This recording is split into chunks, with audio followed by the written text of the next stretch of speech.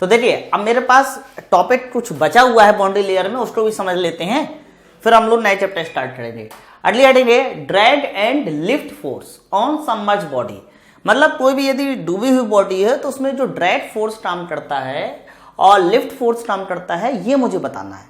परंतु ये जो ड्रैग फोर्स और लिफ्ट फोर्स मैं निकालूंगा, ये दो के कारण निकलता है। एक तो प्रेशर के कारण निकलता है और दूसरा निकलता है आपका शियर के कारण। और शियर जब आता है कि जब बॉडी और फ्लूइड के बीच में तो रिलेटिव मोशन होता है, तभी तो शियर आएगा। तो मैं यहाँ जो ड्रैग फोर्स निकाल रहा हूँ, ड्रैग और लिफ्ट फोर्स निकाल रहा हूँ, ये ध्यान रखना दो की वजह से निकाल रहा हूँ। एक तो प्रेशर की वजह से, दूसरा मेरा शियर की वजह से। लेकिन जो मैं आपको मान बताऊंगा वो डायरेक्ट दोनों का कंप्लीट इफेक्ट बता दूंगा, ठीक है। तो चलिए फिर समझते हैं जरा ये होता क्या है। तो मान लीजिए थोड़ी देर के लिए कि मेरे पास कोई भी फ्लूइड लेफ्ट से राइट की ओर फ्लो कर रहा है। मान लीजिए मेरे पास कोई भी फ्लूइड लेफ्ट से राइट की ओर फ्लो कर रहा है, कुछ इस तरह से लेफ्ट से राइट की ओर फ्लो कर रहा है। तो मैं ऐसा कह सकता हूं कि मेरा जो फ्लो है वो लेफ्ट से राइट की ओर है। चेक कीजिए, ठीक है। मैंने क्या किया कि इस फ्लो की डायरेक्शन में ही एक इंक्लाइंड बॉडी को डुबो दिया। कोई भी इंक्लाइंड बॉडी हो, वो चाहे फ्लैट हो चाहे कर्व हो, उससे हमें मतलब नहीं है। कोई भी इंक्लाइंड बॉडी को मैंने डुबो दिया। तो मान लीजिए मेरे पास ये रही वो इंक्लाइंड बॉडी। इस इंक्लाइंड बॉडी को मैंने फ्लो की डायरेक्शन में इमर्ज कर दिया, डुबो दिया, फ्लो की डायरेक्शन में मर्ज कर दिया, ठीक है। आगे बात सुनिए। तो जब भी कभी कोई भी बॉडी आपकी डुबोई जाएगी तो इस बॉडी की जो सरफेस होगी उस पर एक परपेंडिकुलर फोर्स काम करने लगेगा। बॉडी की जो सरफेस होगी उस पर एक परपेंडिकुलर फोर्स काम करने लगेगा। तो मैं ऐसा कह सकता हूं कि मैं मान लेता हूं अपनी तरफ से कि बॉडी की एक स्मॉल सरफेस यदि ले ली जाए, केवल इतना पार्ट ले लिया जाए, कोई भी एक निश्चित पार्ट, और इस पार्ट पे अगर मैं फोर्स पूछूं कि परपेंडिकुलर फोर्स काम करेगा। अच्छा, इस परपेंडिकुलर फोर्स को मैं कहता हूं कि ये रिजल्टेंट फोर्स है या नॉर्मल फोर्स है, कुछ भी मान सकते हैं। तो इस नॉर्मल फोर्स के मैं दो कंपोनेंट कर सकता हूं। एक कंपोनेंट जो कि फ्लो की डायरेक्शन में आएगा और दूसरा कंपोनेंट जो कि फ्लो के पैरेलल होगा। ये मैंने इमर्ज की हुई है। तो एक कंपोनेंट जो कि फ्लो की डायरेक्शन में आएगा वो कुछ ऐसे आएगा, और दूसरा कंपोनेंट जो फ्लो की डायरेक्शन के परपेंडिकुलर होगा वो ऐसा आएगा, है ना। तो ये जो फ्लो की डायरेक्शन के पैरेलल वाला कंपोनेंट है अलोंग द फ्लो, इसी को बोलते हैं ड्रैग फोर्स। और जो फ्लो की डायरेक्शन के परपेंडिकुलर कंपोनेंट होता है उसको बोलते हैं लिफ्ट फोर्स। बहुत ध्यान सुनना कि जब भी कभी किसी बॉडी को किसी बहते हुए द्रव में इंक्लाइंड बोलते हैं तो उस बॉडी पर एक ऐसा फोर्स, या यूं कहिए कि उस बॉडी पर एक नॉर्मल फोर्स स्टार्ट करता है। इस नॉर्मल फोर्स का वह कंपोनेंट जो फ्लो की डायरेक्शन में हो उसको ड्रैग फोर्स कहते हैं, और वह कंपोनेंट जो फ्लो की डायरेक्शन के परपेंडिकुलर हो उसे बोलते हैं लिफ्ट फोर्स। तो drag force, lift force, drag force, lift force. अब सवाल यह है कि ड्रैग फोर्स सर फ्लो की डायरेक्शन के पैरेलल होगा और लिफ्ट फोर्स फ्लो की डायरेक्शन के परपेंडिकुलर होगा। तो इन दोनों के मान क्या होते हैं, फॉर्मूले क्या होते हैं? तो सुन लीजिए जरा फॉर्मूला क्या होता है। पहले ड्रैग फोर्स का सुनिए, ड्रैग फोर्स का। तो ड्रैग फोर्स का फॉर्मूला होता है drag coefficient into half rho you square into area A. तो ये फॉर्मूला मेरे ड्रैग फोर्स का होता है। जब भी अगर मुझे लिफ्ट फोर्स का फॉर्मूला निकालना है एफ एल, तो वो होता है सीएल, सीएल को बोलते हैं lift coefficient, CL into half rho you square into A. Actually में जो एरिया ए होता है प्रोजेक्टेड एरिया होता है। अभी आपको पता चल जाएगा प्रोजेक्टेड एरिया का क्या रोल है। तो फिलहाल ये समझिए कि ड्रैग फोर्स और लिफ्ट फोर्स की ये दोनों फॉर्मूले हैं। तो यहां मैं लिख सकता हूं कि सर रो क्या है? रो क्या है सर? ये जो द्रव बह रहा था, इस द्रव बहते हुए द्रव की डेंसिटी।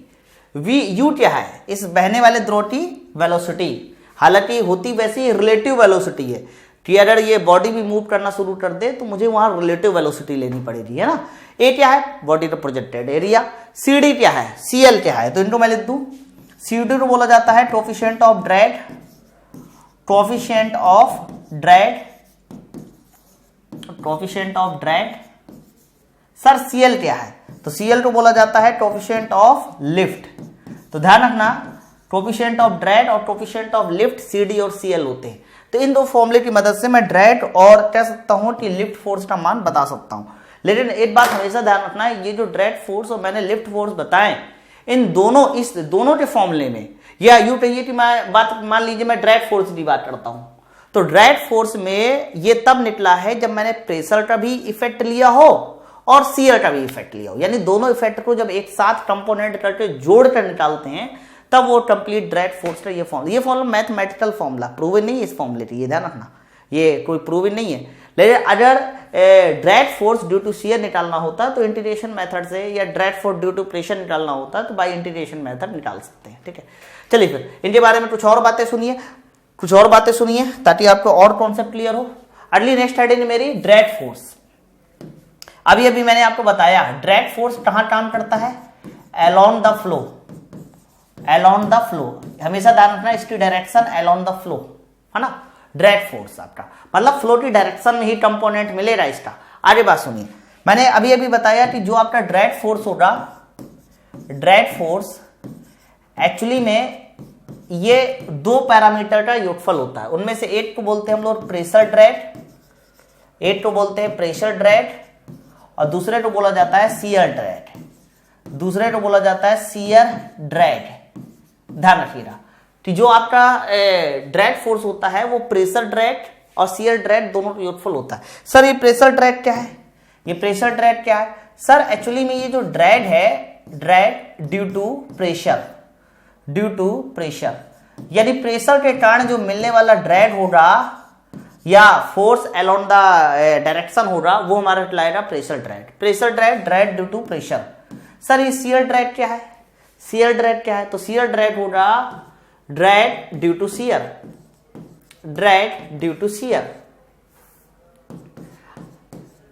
एक्चुअली में जो ड्रैग होता है ये कुछ और नहीं, रेजिस्टेंस फोर्स होता है जो विरोध करता है मोशन का, ड्रैग ड्यू टू शियर। अच्छा, इस ड्रैग ड्यू टू शियर को शियर ड्रैग कहते हैं। शियर ड्रैग के साथ साथ इसके दो नाम और भी हैं, इसी को बोला जाता है फ्रिक्शन ड्रैग, है, और इसी का एक और नाम भी है स्टिन ड्रैग। तो आप में से कोई भी नाम, इन दोनों में से कोई भी नाम आपको मिले तो ये समझ जाना कि मेरा शियर ड्रैग है। तो मैंने आपको कुछ ज्यादा जानकारी नहीं दी, बहुत छोटी छोटी जानकारी दी कि जो ड्रैग फोर्स होता है वो एक्चुअली में दो तरह के ड्रैग का योगफल होता है, एक प्रेशर ड्रैग और दूसरा shear drag. Pressure drag due to pressure आता है, shear drag due to shear आता है। लेकिन शियर ड्रैग को ही फ्रिक्शन ड्रैग या फिर स्टिन ड्रैग भी कहते हैं। आगे चलते आप देखोगे, एक साइंटिस्ट थे, उनका नाम था स्टोट। तो उन्होंने क्या किया था कि किसी स्फेरिकल बॉडी के लिए ड्रैग फोर्स एफडी का मान दिया था, और फिर यह भी बताया था कि एफडी के मान की वजह से प्रेशर ड्रैग और शियर ड्रैग का रेशियो क्या आता है या कितने मान होते हैं, ये भी बात बताई थी, है ना। तो आप लोग वो भी फॉर्मूला पढ़ोगे। फिलहाल ड्रैग फोर्स का जो मैंने अभी फॉर्मूला बताया वो तो आपको याद होना ही चाहिए कि ड्रैग फोर्स जब टोटल ड्रैग फोर्स निकालना होता है, एक्चुअली में इसको टोटल ड्रैग फोर्स भी कहते हैं। टोटल ड्रैग फोर्स निकालना होता है तो कुछ और नहीं, CD का multiply half rho you square into a में करा दो तो यहां से टोटल ड्रैग फोर्स पता चल जाता है। ठीक है, ध्यान रखिएगा इस बात को। चलिए नेक्स्ट टॉपिक की ओर बढ़ते हैं, अगला टॉपिक देखते हैं क्या है। अगला टॉपिक है मेरे पास लिफ्ट फोर्स। तो लिफ्ट फोर्स भी बिल्कुल ठीक उसी जैसा ही है कि जब भी कभी आपसे बात की जाएगी लिफ्ट फोर्स, तो ये जो लिफ्ट फोर्स आता है ये भी दो तरह के लिफ्ट फोर्स से मिलकर बना होता है, यानी lift force due to pressure, lift force due to pressure, ये पहला लिफ्ट फोर्स होगा जो ड्यू टू प्रेशर होगा, और दूसरा lift force due to shear, क्योंकि बॉडी इंक्लाइंड भी हो सकती है ना ड्यू टू शियर। तो ध्यान रखना, जिस तरह से ड्रैग फोर्स दो तरह के ड्रैग का योगफल होता है, एक प्रेशर ड्रैग दूसरा हमारा शियर ड्रैग, उसी तरह से लिफ्ट फोर्स भी मेरे दो तरह के लिफ्ट फोर्स का योगफल होता है, lift force due to pressure और दूसरा होता है lift force due to shear. तो ये फॉर्मूला आपको याद होना चाहिए, है ना। आगे बात सुनिए, लिफ्ट फोर्स जब भी मुझे निकालना होगा तो मैंने कहा था CL में हाफ रो यू स्क्वायर और इनटू कह सकते हो एरिया का मल्टीप्लाई करा दीजिए, ये मेरा लिफ्ट फोर्स निकालने का फॉर्मूला है। ठीक है, अच्छा कई बार लिफ्ट फोर्स निकालते समय या ड्रैग फोर्स निकालते समय CL और CD नहीं दिए रहते, तो जब भी कभी CL और CD मतलब coefficient of drag coefficient of lift ना दिए जाए तो इनकी वैल्यू को आप 1 मान सकते हैं, ये अंडरस्टैंड है। अगर ना दिया जाए तो आप इनकी वैल्यू को 1 मान सकते हैं। ठीक है, तो मैंने लिफ्ट फोर्स और ड्रैग फोर्स को कॉन्सेप्ट वाइज बता दिया, और ये भी ध्यान रखना दोनों लिफ्ट और ड्रैग फोर्स दोनों फोर्स आपस में परपेंडिकुलर होते हैं। आपस में कैसे होते हैं? परपेंडिकुलर। इसी वजह से आपसे पूछा जाए कि बताओ जरा सा रिजल्टेंट फोर्स क्या होगा। रिजल्टेंट फोर्स तो रिजल्टेंट फोर्स आप कह सकते हो कि रिजल्टेंट फोर्स हो जाएगा अंडर रूट ड्रैग फोर्स का स्क्वायर और प्लस लिफ्ट फोर्स का स्क्वायर, ये मेरा रिजल्टेंट फोर्स होगा। चेक कीजिए, है ना, ये ध्यान रखना। अच्छा, मोशन का विरोध करने का काम कौन करेगा? ड्रैग फोर्स, क्योंकि वही कमान ही तो आपका अलोंग द फ्लो है। और मैं लिफ्ट फोर्स कहूँ, लिफ्ट फोर्स कैसे काम करता है? लिफ्ट फोर्स आप कह सकते हो कि perpendicular to the flow, perpendicular to the flow. तो लिफ्ट फोर्स हमेशा काम करता है परपेंडिकुलर टू द फ्लो, जबकि ड्रैग फोर्स काम करता है पैरेलल टू द फ्लो या अलोंग द फ्लो। ठीक है, तो यहाँ लिफ्ट और ड्रैग के कॉन्सेप्ट मैंने आपको क्लियर किए हैं। अब देखिए, इस पर एक छोटा सा न्यूमेरिकल है मेरे पास, वो उसको सोल्व कर देता हूँ और फिर आगे की ओर बढ़ेंगे। अब देखिए क्वेश्चन मेरे पास क्या बोला जा रहा है। क्वेश्चन ये है, ए फ्लैट प्लेट 1.5 इंटू 1.5 मीटर, मतलब मैं 1.5 इंटू 1.5 से एरिया निकाल सकता हूँ। तो श्योर है मेरे पास कि जो एरिया हो जाएगा सर वो 15 का स्क्वायर करा दीजिए, 225, तो 225 हो जाएगा तो 2.25 मीटर स्क्वायर, ये मेरा एरिया हो गया। आगे देखिए बोला है जा रहा है कि फ्लैट प्लेट है, मूव्स एट, अच्छा 3 कंडीशन हो सकती है, सुनना बड़े ध्यान से। फ्लूइड स्थिर हो, प्लेट मूव करे, फ्लूइड स्थिर हो, प्लेट मूव करे। दूसरी कंडीशन हो सकती है कि प्लेट स्थिर हो, फ्लूइड मूव करे। और तीसरी कंडीशन हो सकती है कि आपका जो है दोनों मूव करे। ठीक है, जैसे कि मैं एग्जांपल बताता हूं। मान लीजिए कि हवा बिल्कुल रुकी हुई है, हवा बिल्कुल रुकी हुई है और आपकी जो गाड़ियां हैं या आपकी जो 4 व्हीलर है वो तेज स्पीड से रन कर रही है।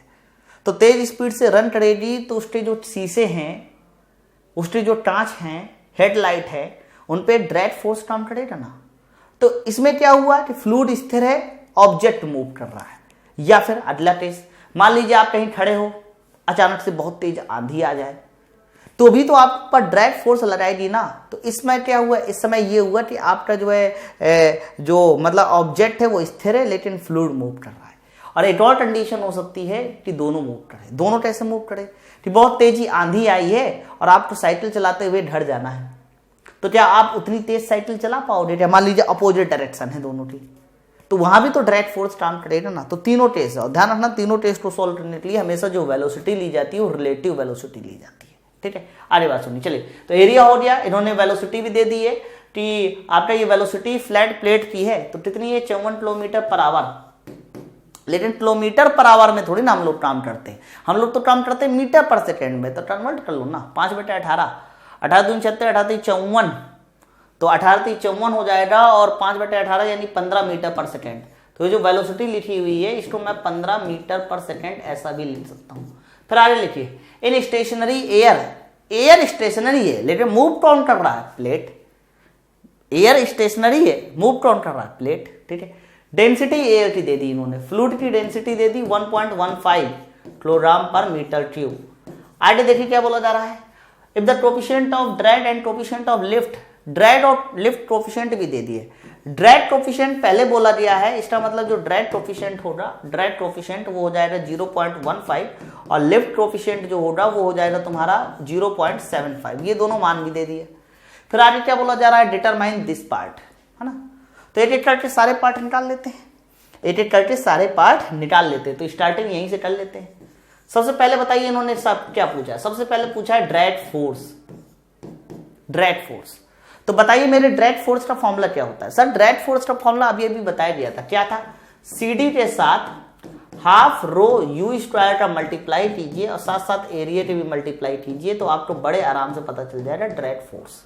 तो मल्टीप्लाई कर लीजिए, ड्रैग फोर्स पता चल जाएगा। तो CD कितना है सर? CD है 0.15 into rho 1.15 into U, sir 15 metre per second, तो 15 के स्क्वायर 225 इंटू एरिया 2.25 डिवाइड 2 करना पड़ेगा बाई 2। तो ये जो मान आ रही है मेरे पास, मान आ रही है 43.66 अप्रॉक्स में ले लूं अगर, तो मैं कह सकता हूं 44 न्यूटन, 44 न्यूटन। तो जो ड्रैग फोर्स का मान आ रही है वो 44 न्यूटन आ गया। ड्रैग फोर्स का जो मान आ रही है वो मेरे पास 44 न्यूटन आ गया, चेक कर सकते हैं ना। तो ये मेरा मान 44 न्यूटन आ गया। बहुत ध्यान सुनते हैं ना, ठीक है। आगे बात सुनिए, सर 44 न्यूटन ये मेरा मान आ गया। अब इसके बाद मैं लिफ्ट फोर्स भी निकाल दूं। दूसरा पॉइंट है लिफ्ट फोर्स। तो लिफ्ट फोर्स का फॉर्मूला क्या होता है सर? लिफ्ट फोर्स का फॉर्मूला होता है कि सबसे पहले होना चाहिए CL, फिर होना चाहिए हाफ रो यू स्क्वायर और साथ साथ होना चाहिए एरिया। तो यहां से मेरा CL भी पता चल जाएगा, लिफ्ट फोर्स भी पता चल जाएगा। तो लिफ्ट फोर्स यदि निकाला जाए तो CL कितना है सर? CL अच्छा डायरेक्ट कर देते 0.75 इंटू रो 1.15 इंटू यू है 15 है ना, 5/18 से हमने मल्टीप्लाई काटे 15 मीटर, तो 15 स्क्वायर 225 इंटू एरिया 2.25 और बाई 2, तो ये मान आ गया 218 न्यूटन। अच्छा ये मान इसलिए ज्यादा आया क्योंकि CL काफी ज्यादा है ना इसका। भाई देखिए आप थोड़ा समझ नहीं पाए, यहाँ जो CL था वो 0.15 से 0.75 बना, यानी कितने गुना है? तो 15 × 75 5 गुना है। CL का मान CD के मान से 5 गुना है, तो 5 गुना है तो 44 का भी आप 5 गुना कर दीजिए, तो 220 अप्रॉक्स 218 सही है एकदम, है ना। चलिए तो ये मैं दोनों मेरे मान आ रहे। अब आगे क्या बोला था इन्होंने? 2 पार्ट निकला है, लिफ्ट और ड्रैग। अगला पार्ट है रिजल्टेंट। सर रिजल्टेंट निकालना है तो मुझे दोनों का स्क्वायर काट के जोड़ना पड़ेगा और फिर अंडर रूट भी लेना पड़ेगा। तो रिजल्टेंट पार्ट मैं नेक्स्ट स्लाइड में सॉल्व कर देता हूं। अगला देखिए रिजल्टेंट फोर्स। तो सर रिजल्टेंट फोर्स तो बताइए रिजल्टेंट फोर्स यदि निकालना है मुझे तो अंडर रूट ड्रैग फोर्स का स्क्वायर मतलब 44 का स्क्वायर, लिफ्ट फोर्स का स्क्वायर मतलब 218 का स्क्वायर, है ना। बस फिर इन दोनों को जोड़ लीजिए, ऐड कर लीजिए और रूट भी ले लीजिए। तो कह सकता हूं कि 44 का स्क्वायर प्लस मेरा हो जाएगा 218 का स्क्वायर और फिर उसका रूट भी, तो मान आ जाएगा 222। तो यहां से रिजल्टेंट फोर्स आ गया 222 न्यूटन, है ना। ये रिजल्टेंट फोर्स आ गया। डायरेक्शन भी बताई जा सकती है, कोई ऐसा नहीं है, डायरेक्शन भी बताई जा सकती है, विद हॉरिजॉन्टल पूछी जाए या विद वर्टिकल पूछी जाए वो ही बताई जा सकती है। अगला पार्ट देखते हैं। नेक्स्ट पार्ट मुझसे क्या पूछ रहा था? नेक्स्ट पार्ट पूछ रहा था power required to keep the plate in motion, मतलब आपको मिनिमम कितनी पावर चाहिए रहेगी टू कीप द मोशन। आप इस बात को ऐसे समझिए कि मान लीजिए ड्रैग फोर्स 44 न्यूटन है, तो आपको इतनी पावर तो देनी ही पड़ेगी ना कि इस ड्रैग फोर्स को वो रजिस्ट कर सके। आप इस बात को ऐसे समझिए कि बहुत तेज आंधी चल रही है, तो आपको चलने के लिए भी ताकत लगानी पड़ेगी। थोड़ा सोचिए इस बात को, बहुत तेज आंधी चल रही है, बहुत ज्यादा ड्रैग फोर्स है, तो आपको चलने के लिए भी ताकत लगानी पड़ेगी।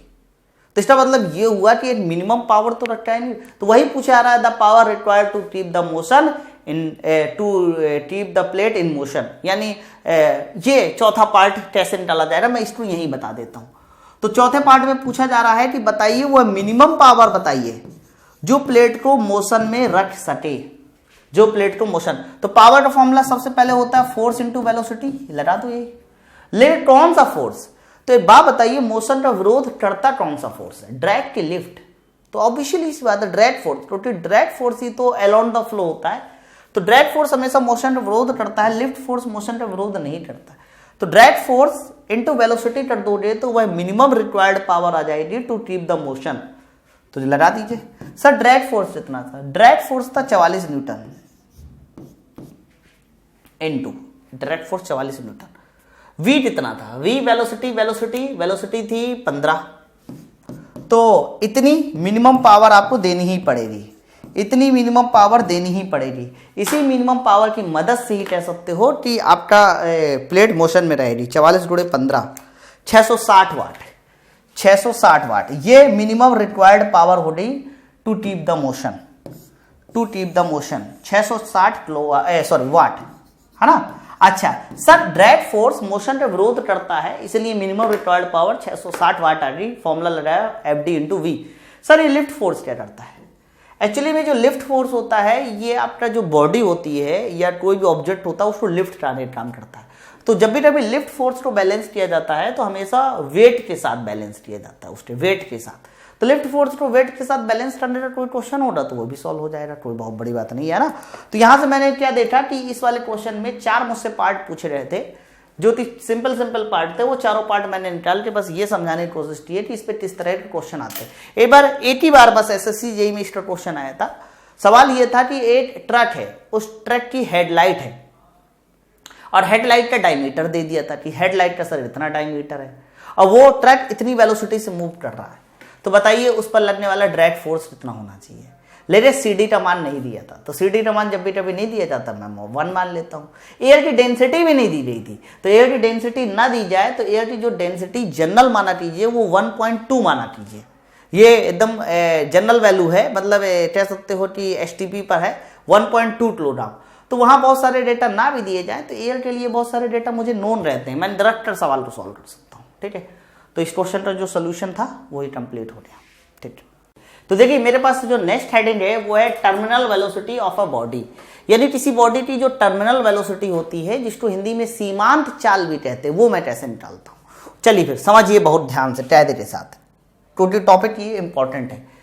जैसे कि मान लीजिए मेरे पास ये कोई बॉडी है, ये कोई ऑब्जेक्ट है, हालांकि इस ऑब्जेक्ट को मैंने स्फेरिकल शेप दे दिया, कोई भी ऑब्जेक्ट हो सकता है, उससे कोई मुझे मतलब ही नहीं है स्फेरिकल शेप से। और ये ऑब्जेक्ट किसी भी फ्लूइड में, और ये फ्लूइड थोड़ी देर के लिए आप मानोगे कि फ्लूइड स्थिर है, तो ये मेरे पास वो फ्लूइड है और इस फ्लूइड में ये जो ऑब्जेक्ट है ये मान लीजिए ऊपर से नीचे गिर रहा है। आप इसको चाहे ऊपर से नीचे गिरना कह सकते हो या यूं कह सकते हो कि ये ऑब्जेक्ट उस फ्लूइड में डूब रहा है ना, तो डूबना कह दीजिए या फिर आप गिरना कह दीजिए, एक ही बात है। चलिए ठीक है, तो ये मेरे पास वो ऑब्जेक्ट भी हो गया, फ्लूइड भी हो गया। तो आई होप आपको फ्लूइड और ऑब्जेक्ट दोनों दिखाई दे रहे होंगे। तो मुझे कुछ डेंसिटी माननी पड़ेगी। सबसे पहले तो मैं ये जो फ्लूइड है इस फ्लूइड की डेंसिटी को कह देता हूं कि फ्लूइड की डेंसिटी रो एल है। फ्लूइड की डेंसिटी को मैंने रो एल कह दिया।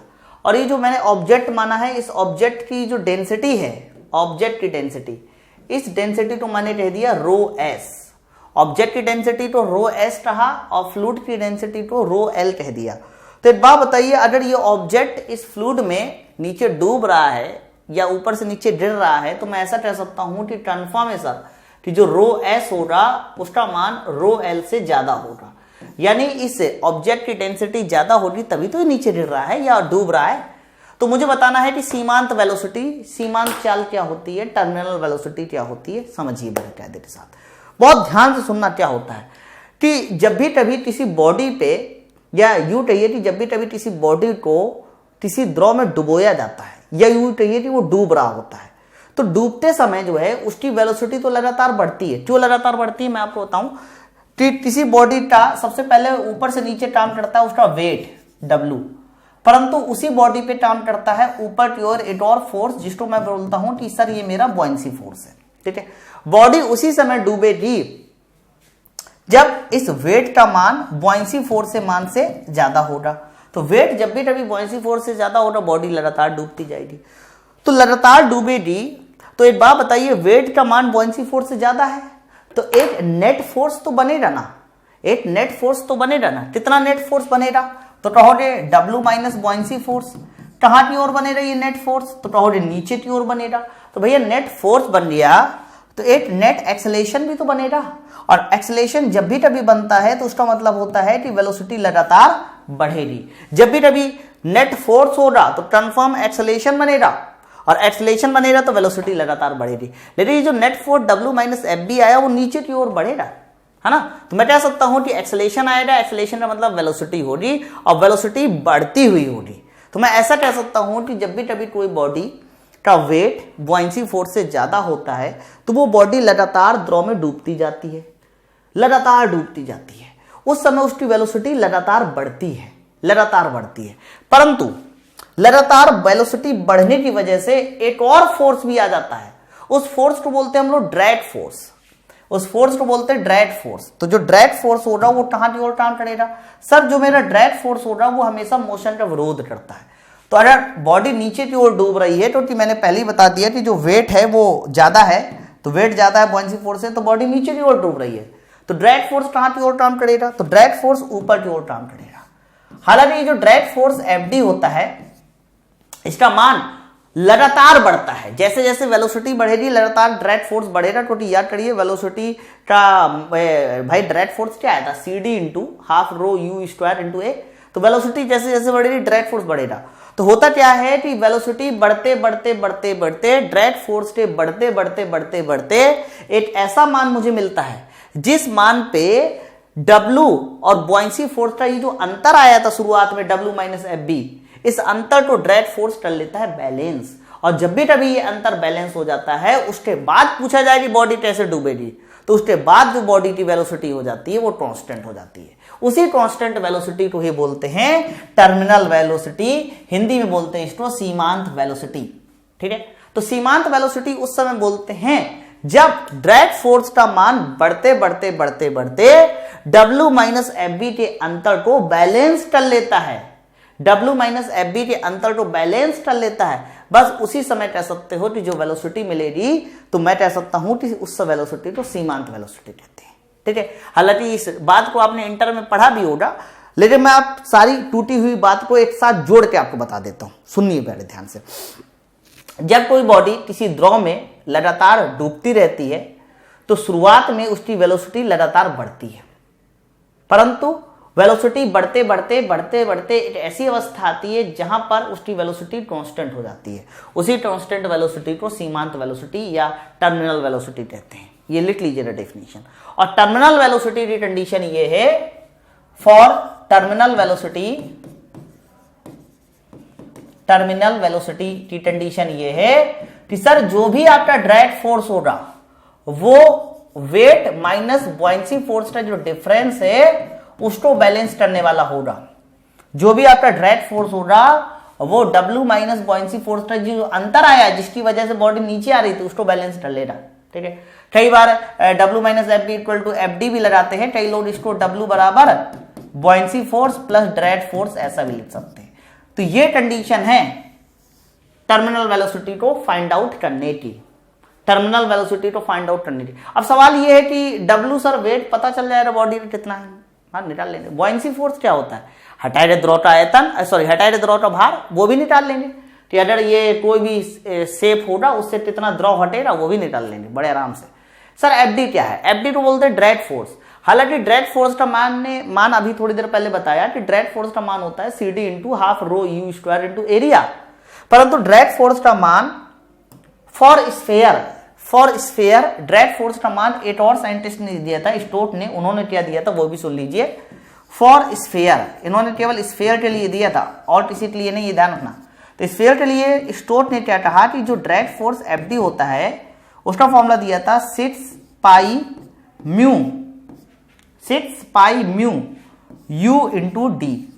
ये ड्रैग फोर्स का मान दिया था स्टोक ने और ये एक एक्सपेरिमेंटल फॉर्मूला है स्टोक का, ध्यान रखना। तो स्टोक ने क्या बोला था कि जो स्फेरिकल बॉडी होती है उसके लिए जो ड्रैग फोर्स आप ले सकते हो उसका फॉर्मूला 3 पाई म्यू यू डी। क्लियर है? अच्छा म्यू क्या है सर, म्यू जो है उस द्रव की या उस फ्लूइड की विस्कोसिटी है जिसपे बॉडी को डुबोया जा रहा है। यू क्या है, बॉडी का वेट। डी क्या है, बॉडी का डायमीटर। मैंने बताया कि फॉर्मूला फॉर स्फीयर है इसलिए मैं इसको डायमीटर ही कह रहा हूं। ठीक है, तो ड्रैग फोर्स का ये जो मान दिया था ये दिया था स्टोक ने, और ये भी बोला था कि ये फॉर्मूला उसी समय वैलिड है जब रेनॉल्ड नंबर का मान 0.2 से कम हो। ये भी बात आपको याद रखनी है कि ये फॉर्मूला उसी समय वैलिड है जब रेनॉल्ड नंबर का मान 0.2 से कम हो। अर्थात इसमें केवल जो इफेक्ट लिया जाता है इस फॉर्मूले को देते समय, भाई रेनॉल्ड नंबर क्या होता है, इनर्शिया बटे विस्कस।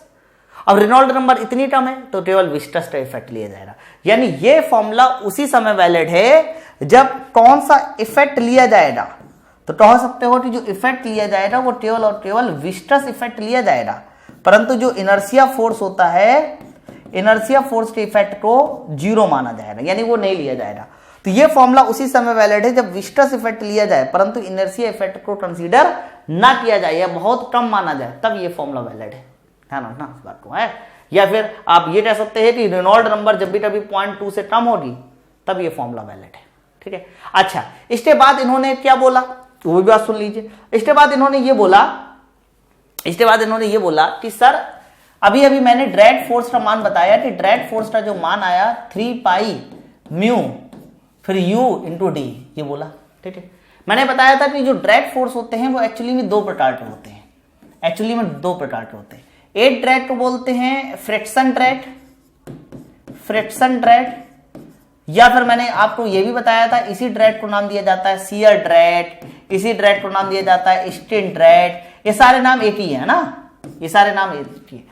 और जबकि दूसरा जो ड्रैग होता है उस ड्रैग को बोला जाता है प्रेशर ड्रैग। तो जो दूसरा ड्रैग है वो मेरा है प्रेशर ड्रैग, प्रेशर ड्रैग।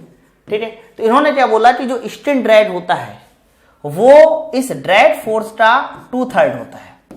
जो स्टिन ड्रैग होता है वो ध्यान रखना इस ड्रैग फोर्स का 2/3 होता है, और जो प्रेशर ड्रैग होता है वो इस ड्रैग फोर्स का 1/3 होता है। जो प्रेशर ड्रैग होता है वो इस ड्रैग फोर्स का 1/3 होता है। ठीक है, तो आप लोगों को ये भी पता होना चाहिए कि जो स्टिन ड्रैग है या शियर ड्रैग है वो ड्रैग फोर्स का 2/3, और मेरा ये जो आपका प्रेशर ड्रैग है वो 1/3 होता है। ठीक है, तो यहां से मैं ये कह सकता हूं कि अगर इन दोनों का रेशियो निकाला जाए, दोनों ड्रैग फोर्स का, तो ये जो रेशियो निकल के आएगा ये 2:1 निकल के आएगा। क्लियर है? ठीक है, ध्यान रखना इस बात को। दो हिस्सा फ्रिक्शन ड्रैग और एक हिस्सा प्रेशर ड्रैग, इसी को बोला गया है टोटल ड्रैग। अच्छा, वैल्यू अगर दो हिस्से की निकालू तो ये टोटल 3 लिखा हुआ है, दो हिस्से की मुझे वैल्यू चाहिए, तो कह सकता हूं कि जो स्टिन ड्रैग या फ्रिक्शन ड्रैग का फॉर्मूला बन जाएगा वो बन जाएगा 2 पाई म्यू यू डी, 2 पाई म्यू यू डी। तो ये बन जाएगा मेरा दो हिस्सा, जिसको मैं अपना प्रेशर ड्रैग फ्रिक्शन ड्रैग भी कह सकता हूं या स्टिन ड्रैग कह सकता हूं। मुझे एक हिस्सा निकालना है, 3 हिस्सा है, 3 में 1/3 करना है, तो 1/3 कर दो ना उसका, तो वो हो जाएगा पाई म्यू यू डी, पाई म्यू यू डी। तो कह सकता हूं कि ये ड्रैग मेरा फ्रिक्शन ड्रैग बना और ये ड्रैग मेरा प्रेशर ड्रैग। ठीक है, कई बार अगर पूछ लिया जाए तो मैं बता सकता हूं कि क्या होना चाहिए। ठीक, बोलिए भाई, बात आपको क्लियर हो रही ना? आगे बात सुनिए, फिर से मैं अपने येलो डायग्राम की ओर आता हूं। इस डायग्राम में क्या था कि इस डायग्राम में ऐसा था कि सर सीमांत वेलोसिटी या टर्मिनल वेलोसिटी उसी समय मिलेगी जब ड्रैग फोर्स का जो मान है वो बॉयंसी फोर्स या वेट ऑफ द बॉडी और बॉयंसी फोर्स के अंतर को बैलेंस कर ले। क्लियर है? तो चलो फिर इस बात को मैं लगाता हूं और देखता हूं कि क्या निष्कर्ष निकलता है, टर्मिनल वेलोसिटी का मान क्या निकलता है। ये टॉपिक हो चुका है। अब इसके बाद मैं अगली स्लाइड की ओर आता हूं और देखता हूं क्या। अभी देखिए, तो फॉर टर्मिनल वेलोसिटी की मेरे पास जो कंडीशन निकल के आई वो ये निकल के आई कि वेट जो इक्वल टू होगा वो बॉयंसी फोर्स और प्लस मेरा ड्रैग फोर्स, ये कंडीशन निकल के आई। अच्छा, वेट क्या होता है बॉडी का? तो बॉडी का वेट चाहिए तो सर घनत्व के साथ और किसकी डेंसिटी बॉडी की, इसलिए रो एस, आयतन ले लो, आयतन ले लो। अच्छा, बात यहां यदि स्फीयर की करते हैं, केवल स्फीयर की करते हैं, गोले की करते हैं, तो बताइए जरा गोले का जो आयतन होता है डायमीटर के पदों में कितना होता है? तो गोले का आयतन डायमीटर के जो पदों में होता है वो होता है π/6 डी क्यूब इंटू जी। तो ये मेरा वेट ऑफ द बॉडी हो गया, है ना? पता होना चाहिए भाई, गोले का आयतन डायमीटर के पदों में π/6 डी क्यूब होता है, 4/3 पाई आर क्यूब रेडियस में होता है, और डायमीटर में π/6 d cube. Buoyancy force, sir buoyancy force क्या होता है? हटाया गया द्रव का भार, हटाया गया द्रव का भार चाहिए, तो इसका मतलब यहाँ द्रव की डेंसिटी रो एल होनी चाहिए और π/6 आयतन तो वही होना चाहिए, लेकिन भार है तो जी का मल्टीप्लाई कर दिया। ये सर बॉयंसी फोर्स हो गया। और ड्रैग फोर्स अब ये भी बताया सर, स्टोक्स ने अभी अभी अपने नियम में बताया, क्या बताया? 3 पाई म्यू यू डी, ये मेरा ड्रैग फोर्स है। लेकिन मुझे वैल्यू तो यू टी चाहिए ना, वैल्यू तो यू टी चाहिए ना, you is the terminal velocity. तो आप एक काम कर सकते हैं, इस पूरे टर्म को इधर ले आइए। तो जैसे ही पूरे टर्म को इधर लाएंगे तो रो एस, पहली बात तो कॉमन देखिए, π/6 d cube into g common हो गया। सर अंदर बचेगा rho s minus rho l should be equal to, उधर बताइए कितना बचा? सर उधर बचा 3 पाई म्यू और फिर हो जाएगा यू इंटू डी। लेकिन देखिए बहुत सारे पैरामीटर कैंसल आउट हो जाएंगे, जैसे कि पाई से पाई मेरा उड़ गया, 8 डायमीटर से 8 डायमीटर उठिए, 8 डी क्यूब है तो ट्रांसफॉर्म यहां से 8 डायमीटर से 8 डायमीटर उड़ जाएगा।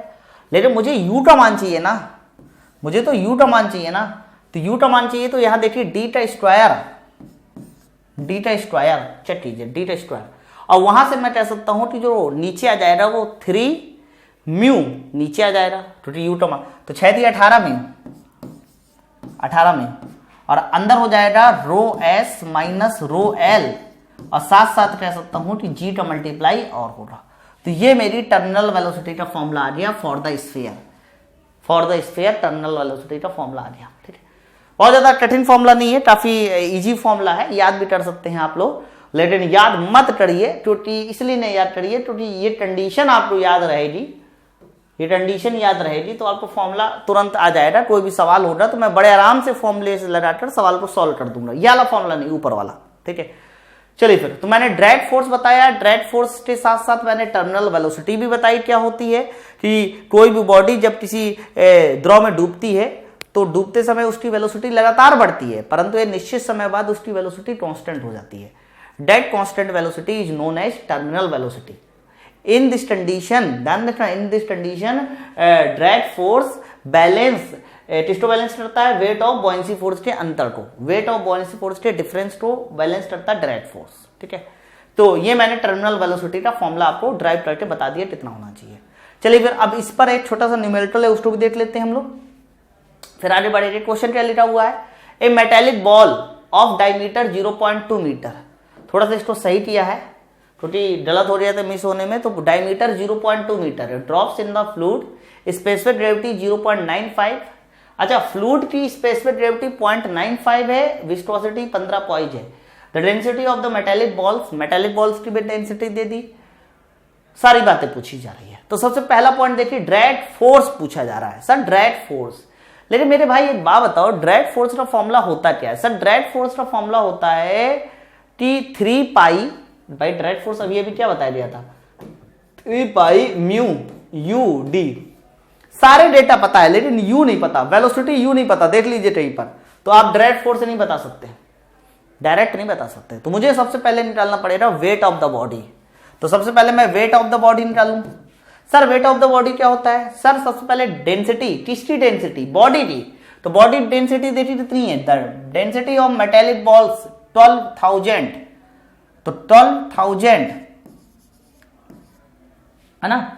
इसके बाद घनत्व गुणे आयतन π/6 डी क्यूब, डायमीटर कितना है 0.2 टेस्ट क्यूब इंटू जी। जी को मैं थोड़ी देर के लिए 10 ही मान लेता हूं, या 10, चलिए ठीक है 9.8 ले लेता हूं। तो यहां से जो वेट का मान आएगा, थोड़ा सोच के देखिए, यहां से जो वेट का मान आएगा वो न्यूटन में आ जाएगा, वेट का जो मान आ जाएगा वो न्यूटन में आ जाएगा। लेकिन जो न्यूटन में वेट का मान आएगा ये काफी बड़ा मान होगा, काफी बड़ा मान होगा। तो मैं चाहूं तो चलिए ठीक है ऐसे ही रहने दीजिए, सॉल्व आटे देख लेते कितना आता है पहले। 12,000 इंटू पाई 3.14 इंटू 0.2 का क्यूब इंटू 9.8 और डिवाइड बाई 6, 492। ठीक है, छोटी वैल्यू है, 492 न्यूटन। तो यहां से वेट ऑफ द बॉडी पता चल जाए मुझे 492 न्यूटन। चेक कीजिए, इससे जरूरत पड़ सकती है। आगे देखिएगा, मुझे पहला पार्ट जो पूछा जा रहा था उसी निकालने के लिए है, मैंने ये किया। अगले में मैं बॉयंसी फोर्स निकाल दूं। सर बॉयंसी फोर्स हटाए गए द्रव का भार, तो हटाए गए द्रव का भार तो मुझे डेंसिटी जो लेनी पड़ेगी वो हटाए गए द्रव की लेनी पड़ेगी। तो देखिए द्रव की जो डेंसिटी बोली जा रही थी, अच्छा रिलेटिव डेंसिटी थी 0.95, तो 0.95 यदि रिलेटिव डेंसिटी थी तो डेंसिटी कितनी हो जाएगी 950 इंटू हटाए गए द्रव का भार, तो आयतन तो वही होगा ना, आयतन तो बॉडी का जितना आयतन होगा उतना ही तो द्रव हटेगा, बॉडी का जितना आयतन होगा भार होता है, और भार का मतलब होता है घनत्व गुणे हटाए गए द्रव का आयतन इंटू जी, और जी मतलब 9.8। तो मल्टीप्लाई कर लीजिए और इसका जो मान आएगा ये मान confirm weight of the body से कम आएगा, इसका जो मान आएगा वो confirm weight of the body से कम आएगा। सॉल्व कर लेते हैं। तो 0.2 का क्यूब इंटू 3.14 इंटू 950 इंटू 9.8 और डिवाइड बाई मुझे 6 और करना है, आ गया 38.9। तो मैं अप्रॉक्स इसको 39 ही मान लेता हूं। सर ये 39 न्यूटन आ गया, बॉयंसी फोर्स 39 न्यूटन आ गया। तो एक बात बताइए, मुझे डब्ल्यू भी पता चल गया, बॉयंसी फोर्स भी पता चल गया, तो मैं जो पहला पार्ट मुझसे पूछा जा रहा था ड्रैग बताइए, अब मैं जरूर बता सकता हूं ड्रैग। एक्चुअली में ड्रैग होता क्या है, वो वेट माइनस बॉयंसी फोर्स ही तो होता है। जब हम लोग इनके अंतर को ड्रैग फोर्स के बैलेंस करते हैं तभी तो टर्मिनल वेलोसिटी पता चलती है। तो drag force weight minus buoyancy force, तो वेट है मेरा 492 माइनस 39, तो जो ड्रैग फोर्स आ गया वो 453 आ गया, काफी ज्यादा है, 453 न्यूटन। तो मेरा जो ड्रैग फोर्स पता चल गया, पहला पार्ट पता चल गया 453 न्यूटन, 453 न्यूटन ये मेरा ड्रैग फोर्स पता चल गया। ठीक है, आगे देखिए इन्होंने पूछा प्रेशर ड्रैग बताइए सर और स्टीन ड्रैग बताइए, प्रेशर ड्रैग बताइए, स्टीन ड्रैग बताइए। तो प्रेशर ड्रैग मैं आपको पहले ही बता चुका हूं 1/3 होता है, और जबकि स्टीन जो ड्रैग है वो 2/3 होता है। तो चलिए फिर प्रेशर ड्रैग भी बता देते हैं नेक्स्ट स्लाइड में इनको, और स्टीन ड्रैग भी बता देते हैं। तो चलिए बताइए सबसे पहले प्रेशर ड्रैग। सर जो प्रेशर ड्रैग होता है वो ड्रैग फोर्स का 1/3 होता है, ड्रैग फोर्स का 1/3। और दूसरा मुझसे पूछा जा रहा है स्टीन ड्रैग, और जबकि जो स्टीन ड्रैग होता है जिसको शियर ड्रैग, फ्रिक्शन ड्रैग भी कहते हैं, ये ड्रैग फोर्स का 2/3 होता है, ड्रैग फोर्स का 2/3 होता है। चलिए फिर लगा दीजिए। अभी अभी मैंने ड्रैग फोर्स का मान बताया है, ड्रैग फोर्स का जो मान निकला है वो 453 निकला है। तो 453 का 1/3, 453 का 1/3, तो ये मान आ जाएगा 151। तो ये मान आ गया, ड्रैग फोर्स का मान आ गया, सॉरी प्रेशर ड्रैग का मान आ गया 151 न्यूटन, है ना। और ड्रैग फोर्स का 2/3, ड्रैग फोर्स था 453 गुणे 2/2/3, 302 न्यूटन। ठीक है, तो ये मेरे पास स्टीन ड्रैग और प्रेशर ड्रैग का मान पता चल गया, जो इसका दूसरा पार्ट था।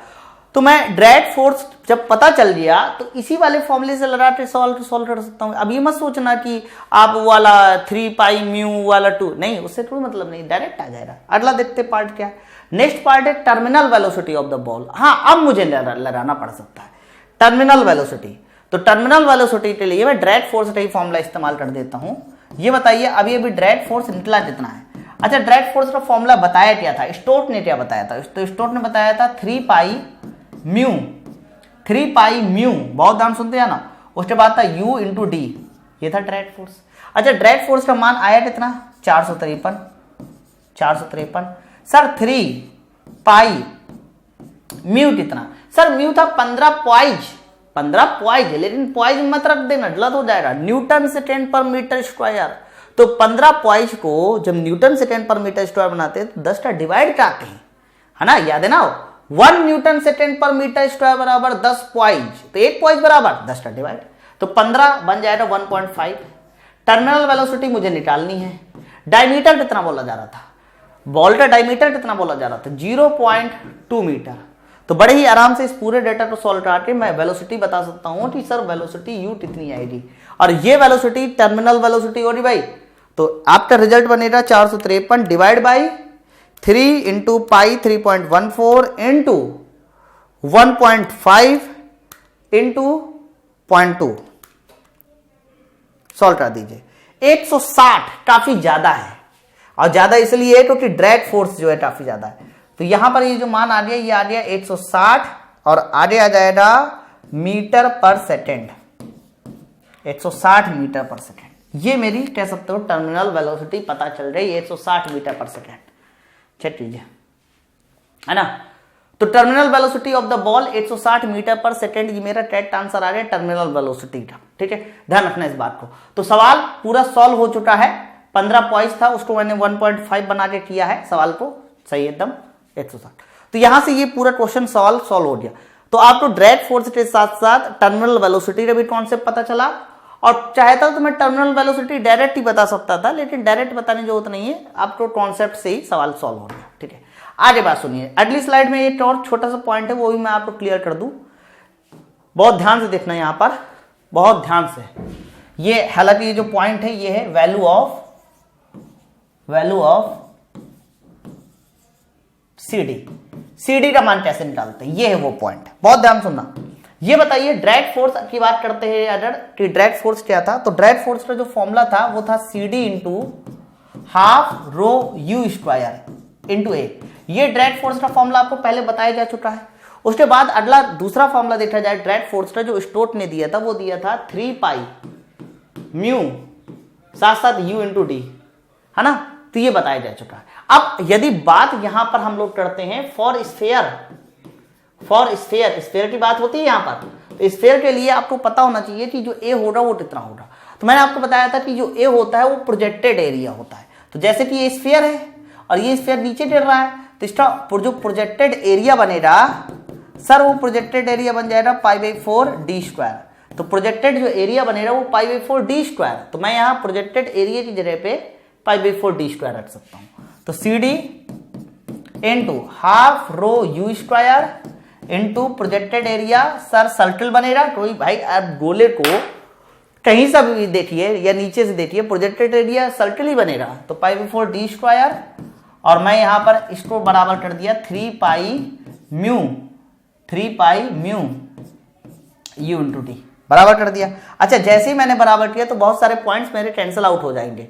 कुछ भी कैंसिल आउट नहीं हुआ, π/4u कुछ भी नहीं हुआ, कोई बात नहीं, देखते हैं और क्या कैंसिल आउट होता है। पाई से पाई तो मेरा कैंसिल आउट हो जाएगा, चेक कीजिए। 8d से d कैंसिल आउट हो जाएगा, चेक कीजिए। 8u से u कैंसिल आउट हो जाएगा, चेक कीजिए। तो 4 दूनी 8 तो 24। तो इसका जो मान आ जाएगा वो CD equal to 24 divide by, sir नीचे क्या हो जाएगा, सर नीचे हो जाएगा रो u d हो गया, और ऊपर है म्यू। तो मैं म्यू को नीचे भी ला सकता हूं, rho VD divide by mu कर सकता हूं। अच्छा, rho VD divide by mu actually में रेनॉल्ड नंबर बन जाएगी। क्या बन जाएगी? Reynold number. तो यहां से मैं फाइनली कह सकता हूं कि जो coefficient of direct coefficient CD का जो मान आ गया वो आ गया 24 divide by Reynold number, 24 divide by Reynold number. परंतु ये फॉर्मूला उसी समय वैलिड होता है जब रेनॉल्ड नंबर का मान 0.2 से कम हो। क्यों? क्योंकि मैंने बताया था कि ये फॉर्मूला उस समय वैलिड हो रहा है जब 0.2 से कम हो। इसका मतलब यहां पर ये फॉर्मूला उसी समय वैलिड हो रहा जब रेनॉल्ड नंबर 0.2 से कम हो। तो कई बार CD का मान पूछा जाता है तो 24 डिवाइड बाई RE कह सकते हो। ये फॉर्मूला ध्यान रखना उसी समय वैलिड है जब रेनॉल्ड नंबर का मान 0.2 से कम हो, या यूं कहिए कि जब केवल विस्कस इफेक्ट लिया गया हो, इनर्शिया फोर्स का इफेक्ट ना लिया गया हो, तब ये फॉर्मूला। परंतु यदि अगर इनर्शिया फोर्स का इफेक्ट भी शामिल किया जाए तो ये फॉर्मूला क्या हो जाता है? तो ध्यान रखना ये फॉर्मूला उस समय वैलिड है जब विस्कस फोर्स का इफेक्ट लिया जाए, इनर्शिया नहीं। लेकिन अगर इनर्शिया का भी इफेक्ट शामिल किया जाए तब जो CD का फॉर्मूला हो जाता है, तब CD का फॉर्मूला होता है 24/RE और अंदर हो जाता है 1 + 1/16RE। ठीक है, एक बार चेक कर लेते हैं। हाँ सही है, बस यहां पर 8 की जगह 3 कर लेना है। ठीक है, तो ये फॉर्मूला बहुत ध्यान से सुनना, ऊपर वाला फॉर्मूला जो लिखा हुआ है, ऊपर वाला ये फॉर्मूला उसी समय वैलिड है जब केवल विस्कस इफेक्ट लिया जाता है, विस्कस इफेक्ट। और ये फॉर्मूला उस समय वैलिड है जब विस्कस के साथ साथ इनर्शिया इफेक्ट भी लिया जाता है, यानी बोथ। तो बोथ के लिए ये फॉर्मूला वैलिड है। ठीक है, तो ये डायरेक्ट फॉर्मूला है, आप इसको याद कर लीजिएगा। तो यहां से मेरा आपका फोर्स ऑन सबमर्ज्ड बॉडी और कह सकता हूं कि जो बॉडी लेयर थ्योरी चल रही थी वहां से खत्म हो जाता है।